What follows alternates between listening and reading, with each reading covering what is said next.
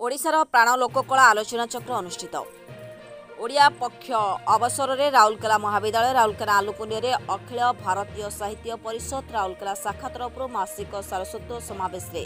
ओडिशार प्राण लोककला शीर्षक आलोचना चक्र अनुष्ठित हो राउरकेला कॉलेज अध्यक्ष डॉक्टर रवींद्र कुमार जेना सभापतित्व परिषद साधारण संपादक डॉक्टर सुषमा मोदी आवाहकत्व तथा निरुपमा पति संयोजन आयोजित यह आलोचना चक्र विषय विशेषज्ञ भाव में विशिष्ट कवि राजीव पाणी और भद्रक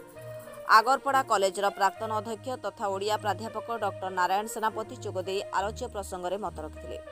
अतिथि माने वक्तव्य कहले जे लोककला प्रकृतिर प्रतिबिंब लोककला लोक जीवन छवि या व्यक्ति एवं व्यष्टि मध्य संपर्कर सेतु जातिर परिचय जातीय अभिमान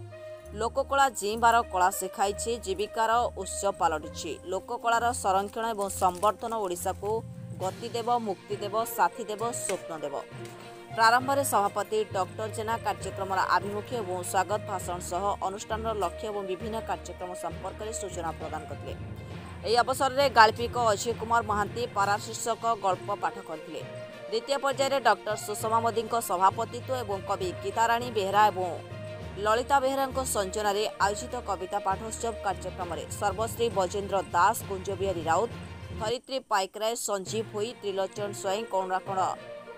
पाठशाणी निरुपमा पति ललिता बेहरा रमाकांत सामल और गीताराणी बेहरा स्वरोचित कविता पाठ करते। यह अवसर में अखिल भारतीय साहित्य परिषद राउरकेला शाखा आजीवन सदस्य भाव त्रिलोचन स्वयं नूतन सदस्य भाव में प्राध्यापक आभास कुमार होता अजय कुमार बेहरा गीताराणी बेहरा डॉक्टर सुशांत कुमार किसान को उपढौकन और श्रीफल दे स्वागत करा जायतिला। संयोजक करुणाकर पाठशाणी प्रत्यक्ष तत्वावधान में आयोजित यह कार्यक्रम में अन्य मध्य सर्वश्री संजीव कुमार भोई मनोज कुमार चौधरी काशीनाथ नंदी प्रमुख उपस्थित थे। शेष में अध्यापक ज्ञानरंजन त्रिपाठी धन्यवाद अर्पण करते। सर आपण परिचय सह आज जो कार्यक्रम जोगदे से संपर्क पदे मो अवसर प्राप्त अध्यक्ष डॉक्टर नारायण सेनापति आज राउरकेला महाविद्यालय रे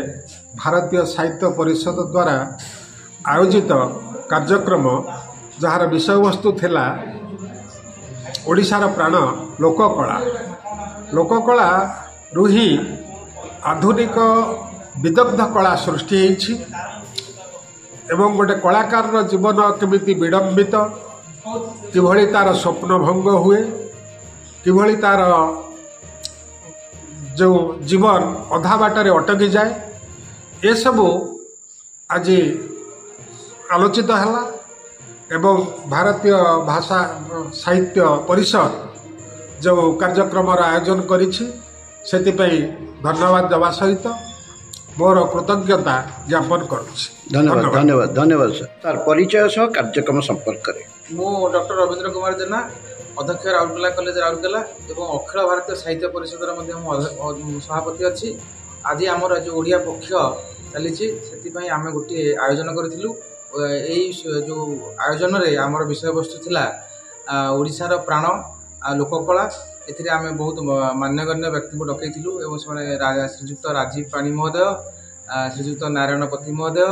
आमर निरुपमा पति मैडम एवं करुणाकर पाठशाणी सर थे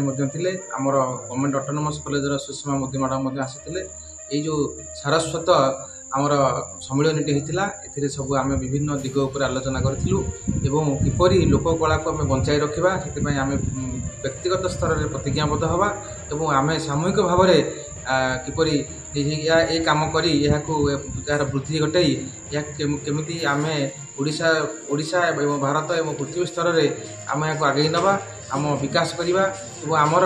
जो अच्छी विकसित ओडिशा विकसित भारत से स्वप्न को आम साकार करवा एथि आम युवपीढ़ी मान मन में यहाँ बंचाई रखा यह हूँ आमर